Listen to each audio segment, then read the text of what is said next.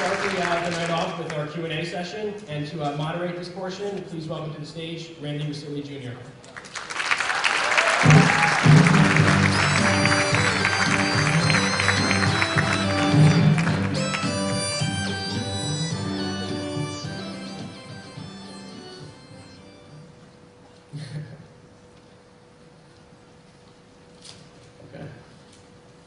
We have a lot of questions. We have several questions. Most of them came from the filmmakers. Yeah, some of you guys submitted them beforehand, so we're going to go through those first. If we have time at the end, we will open it up to the audience. David, The Sopranos changed the way we watch TV. Without The Sopranos, there'd be no Ray Donovan. There would be no premium channels that we would be really plugging into for our entertainment. You made a collection of little movies. Each week we would watch little movies that happened right in our backyard. But when you first presented or was given the deal with HBO, what were your expectations? Did you expect that it was going to blossom like it did, or what were your expectations going in? No, I did not. Go on. How does we put it on? Good? 1, 2. Yeah. No, I didn't expect it was going to blossom. For one thing, it's necessary to understand the realities of the television business. If you think about it, what was there, 4 networks at that time, plus HBO, a little bit, a few other outlets. But I don't know how many scripts that they commissioned for pilot season. Each network maybe commissioned 70 or something like that. And of that, the ones that can actually get put into production are probably 10 of that at each network. Of all of that 70, it comes down to 10. And then the ones that get, once they're shot to pilot, ones that get bought to go to series are probably 3 or 4. And then the ones that get put on the air and stay on the air for longer than 6 months it's infinitesimal. It's very small. So I had no real hopes for The Sopranos at all. And I am pessimistic, but not because I'm pessimistic, just because that's just the reality. The fact that anything happens is it's a miracle. And I especially did not think that The Sopranos was going to catch on. Was HBO the only network you had pitched it to, or was No, that a consolation? We went to all, it was not a consolation to me. We went to all it was done for Fox originally. Okay. And then they passed on it, and then it went to all the other networks, so they all passed on it. And it was, as it turned out, it was a good thing. But I mean, even when I was writing it for Fox, I knew that there was a collision of expectations, that even if they bought it, we would go on the air and I'd be doing what I hoped to be a great deal of verisimilitude, a mafia film, a monster film.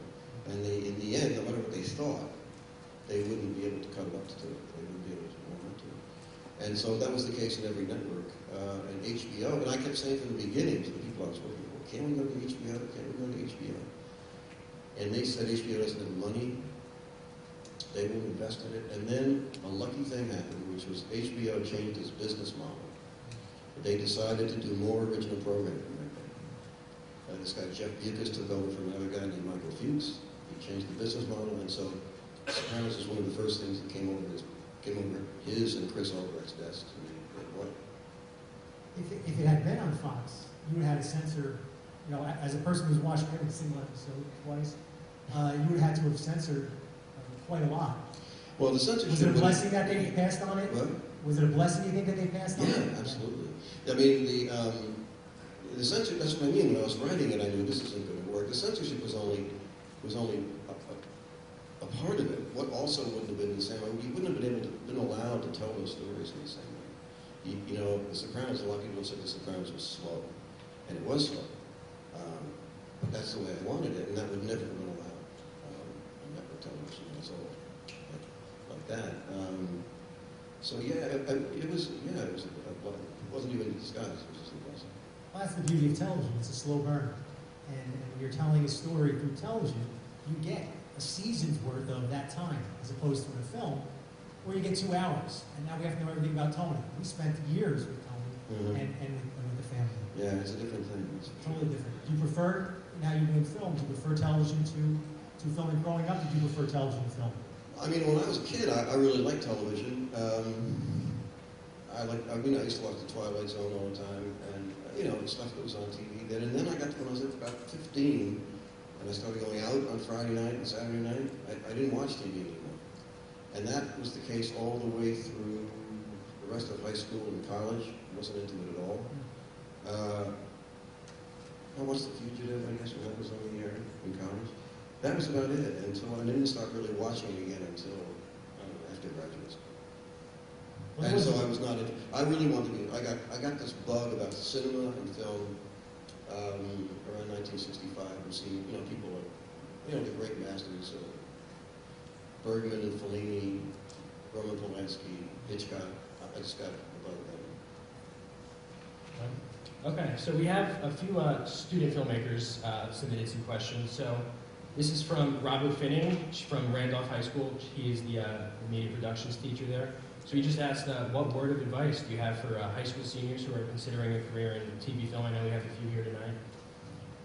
What word of advice?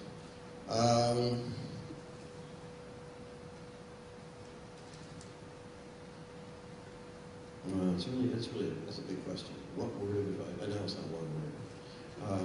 What word of advice would be the best thing I could say?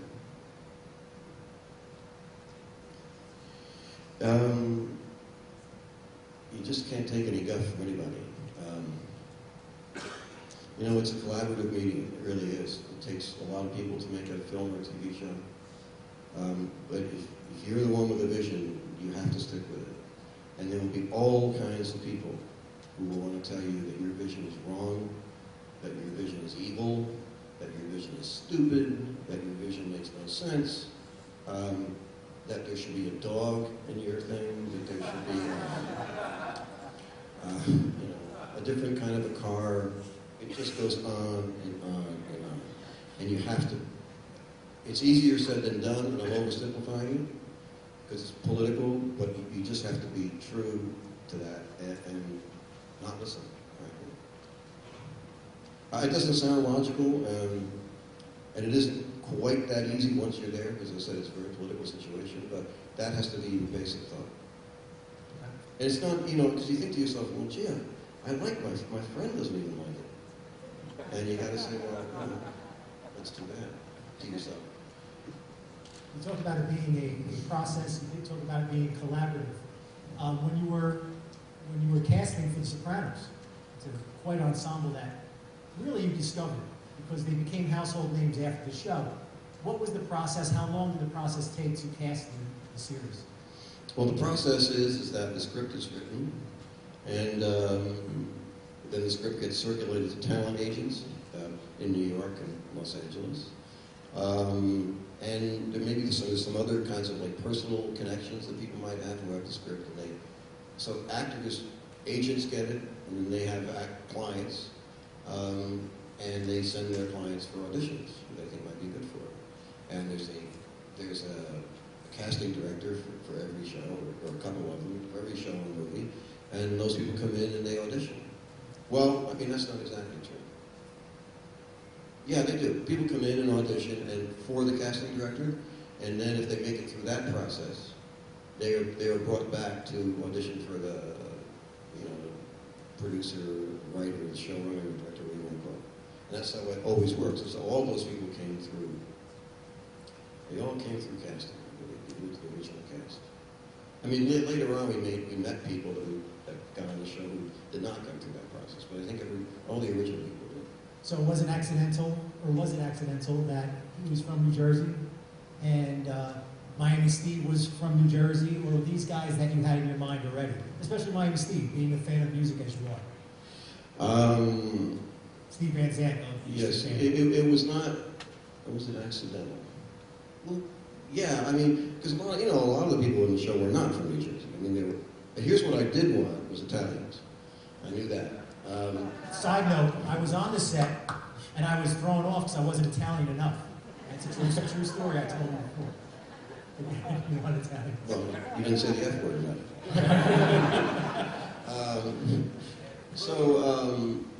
I knew I wanted that. I wanted Italian Americans and also I had a rule against Italian Americans from Chicago. because there's a lot of Italian Americans in Chicago, but they don't sound, it doesn't sound, like Dennis Farina is a great actor. But Michael, Imperial? no, who's the guy who's in like a lot of Tarantino's movies? Michael, he's a great actor. Bad guy. Anyway, I wouldn't hire him because it just didn't feel like he was supposed to be. So that was what I started with. But it was accidental that Jenny was from Jersey. Steve, I think with Steve there was like kind of a little New Jersey thing in me about that because of the E Street Band. And I knew him. I didn't know him. I knew their music, and I was also familiar with his band that he had on his own, called Disciples of Soul. And Steve had always interested me when I was listening to Springsteen albums. Albums, he used to do that. Like he'd listen to it and read the liner notes and look at the pictures. And Steve always seemed to me to be him reminded me like a sort of like of Al Pacino, something. His face always caught me before I even knew who he was. And then Denise and I were watching TV one night, and this was when VH1 had Hall of Fame inductions, and Stevie inducted the Rascals, who were from Jersey, right back 4 miles from here. And he was dressed in a Rascals costume, and he really did it, and he had a lot of character, just a lot of charisma, and he was very funny. And I thought, that guy's got to be in the show. I had no role for him, but I said, he's just got to be in the show. So that I guess on some level, I did kind of want to link the show with the E Street Band, maybe. And you launched this career. You went out to the Little Hammer, which was a fun show on. Have you seen? Yeah, absolutely. Yeah, it's awesome. It's good. a great show. Yeah, it's He's good. really as Boston as an actor. Your last name is Chase. Why Mafia? Why Italian? Why? Well, not my real name, but my mother's name, my father's, it's a long story. My real name is DeCesare. My mother's name is Bucco, and my father's name is DeCesare, but there was like a little family scandal where my grandmother ran away with a lodger upstairs. In this romantic amour fou, and she took the children with them. And to hide the children, they went from Rhode Island to Newark. So to hide the children in any Italian-American community, they changed the name to Chase, so that if the original father had sent out detectives or anybody, they wouldn't have been able to find them. By the way, when the show started, I said to HBO, should I change my name back? And they said, no, because you already have a reputation by that name, so just leave it. Yeah, change your brand. What? Rebrand yourself. Yeah, so I didn't have a brand then, but I had a name. So when you were first starting writing the scripts, you knew you wanted to do it in New Jersey. Did you know you wanted to come back to North Caldwell and have everything take place in this area? I knew I wanted it to be in North Jersey again. I knew that for sure. I knew I didn't want it to be in New York. I didn't want, and people had all seen all those movies set in New York, those Scorsese and Coppola movies and all the lesser versions of that. In Manhattan, how many times have we seen that shot under the Brooklyn Bridge and East River? And I just didn't want to repeat those things. And what I knew about organized crime, I knew from living here, because there were friends of mine in high school who were connected, and somebody in my family was connected. So I wanted it to be more, they say write about what you know about. So I wanted to do that. Wow. So we have another question from Richard Leonard, and You see that? That was great advice he gave right there. Write about what you know about. Yeah, that's the old thing. Write Yeah, about it's- what you know about. But the problem with that is, it doesn't leave much room for imagination. It's a strange point. Sure, it is. it really is. So as a graduate of West Essex, you used many of the former students' names in The Sopranos. So did you go, was that from memory? From Or memory. did you have to go back From to memory. Okay. Cool. And let's see. We have another from a student. What is a good tip for getting your foot into the door if you want to write for TV in New York? Is there anything because we're all seniors right now, going off to college. Any tips for getting into the industry or? How did you pay your dues? It might be a Yeah. great story. How did you pay your dues? Well, you have to keep paying it over and over again. And I'm trying to think, how did I went to film school, and I wrote a script in film school, and my script writing teacher from film school sent it to TV producer in Hollywood who hired me to do my first teleplay. And I didn't want to be in television, but it was a job. And Denise and I were, she was working and I was just home all day. It was what I was doing, but I was supposed to be writing. And I was trying to write, but it gets very discouraging. You're there by yourself. And then I got this telegram this week, an actual Western Union telegram. It said, call Roy Huggins at Universal Studios. Wow, it was like a movie. And I called him and had him come up there, so I got my first job that way. But it kind of illustrates, that's almost a cleaner story than a lot of them. It kind of illustrates a tip. This is not, I don't like this. It has to do with networking and connections. I mean, you have to have the talent to back it up. And in fact, that's what comes first, is some kind of a spark. But it's really hard to get anyone with any authority to do anything for you unless you really fight to make those contacts. I can't lie about that. I mean, sure, there are people who don't, but it's not easy. And that's in every industry. It's not just in the film industry. But I think it's more in the film and television industry. Yeah, I mean, music also. I mean, a lot of people want to go to Harvard because there's more Harvard people from Harvard working. Yeah, so that's so certainly. so it goes that way. Absolutely. All right, we have a Camille D'Elia. Do you want to come up and ask your question? She is a NYU student studying film, and I know she's interested for Lin-Manuel Miranda. So my question was one that Greg asked about writing for TV, which I want to do. And as you know, most of scripted TV is located in Los Angeles. And now with graduation, Not so much as it used to be. right? But with graduation 2 weeks away, reality's coming. It's tough to get my foot in the door in those places. Do you suggest being a PA? How do you suggest getting into a writer's room or working with creative people in TV? What the writing is what you're really interested in. I Writing. want to write, produce, and develop for TV. Okay. Yeah. We all do. What do you want to do? What do you want to do? I want to write. Okay. Probably the best, number one is keep writing and keep circulating your material. And you want to write for television, you said, not music. Yes. Well, to get to work around like a writer's assistant, there's people who, answer the phones and do all that stuff and collate the scripts. You can get a job like that. Are you hiring? No, I don't have a TV series. You see, you've already made a contact. See that? Like that. She gets it. That is really a good place to learn a lot. I mean, you don't get to do any writing, but you get, people are in the writer's room all day long. You get to sit in there, probably not, but you get to see how scripts develop and how they change over a period of a month or a week. And you're just in that atmosphere. I would say that's, and I don't know about it. It even seems tough to get a writer's assistant job. What? It even seems tough to get that job. Oh, it's really, really hard. It's really hard.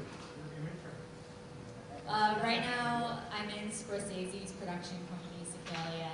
I've been at Dennis Leary's production company. I was at CBS, Late Night with Jimmy Fallon, 20th Century Fox, Bravo, Watch What Happens Live. Well, what have you done? I did a lot of clerical work, a lot of personal family errands, a lot of weird stuff that I won't get into, but... That's all you can do. Seriously. I mean, unless you get, I don't know,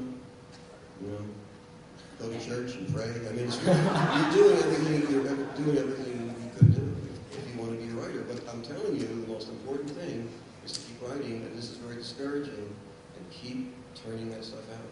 And don't go to work on girls. Other than that, I know. Okay, thank you very much. Thank you so much. Okay, one last question. When you are in charge of an iconic show like The Sopranos, and it's time to bring it to an end, look at Seinfeld. Everybody, talked about whether they liked, disliked the end of Seinfeld. Last month, it was How I Met Your Mother. Well, the social networks blew up over how much people did or did not like the finale. The Sopranos ended prior to social networking, so you didn't fall prey to that. But what kind of pushback did you get, or what kind? You know, you have to bring this to a close. You know, what kind of struggles did you go through, both as a writer and with the powers to be of how you wanted to end the show? There was no struggle with the powers that be. I mean, the woman who was woman Carolyn Strauss, who was at HBO then. She worked with Chris Albrecht, before Chris Albrecht. She said, "What are you going to do?" And I told her what I wanted to do, and she said, "Really?" And I said, "Yeah." And then we had a little discussion because I didn't want there to be any credits at all afterward. And she said, "I don't know, you should do that." And she was right about that. So there was no pushback there. There was a lot of pushback after it. You're right, there was, I mean, social, and actually there was social network. We're just on the cusp of social network. Social network. There was no Facebook, no Twitter. People weren't instantly happening. No. But it was already happening. Every episode was raked through the coals every day by bloggers and websites. And so the pushback was fierce and it was immediate. And there's still, I mean, I did a presentation, a speech or something. I don't know what you call it. They showed 2 episodes of Queens on Wednesday night. And I was there and doing a Q&A, and that's all people asked me about. So, now that he's gone, unfortunately. oh, Tell me I know. But was your, because as you watch it, my initial reaction was, oh well, there's going to be a movie. Was that your original plan? Did you plan to not have an end, or that was the end? I'm not going to make. No, the reason we didn't do what some people consider to end it conclusively had nothing to do with it. I think that's all the time we have for tonight. Okay. Give it up for David Jason. Thank you so much.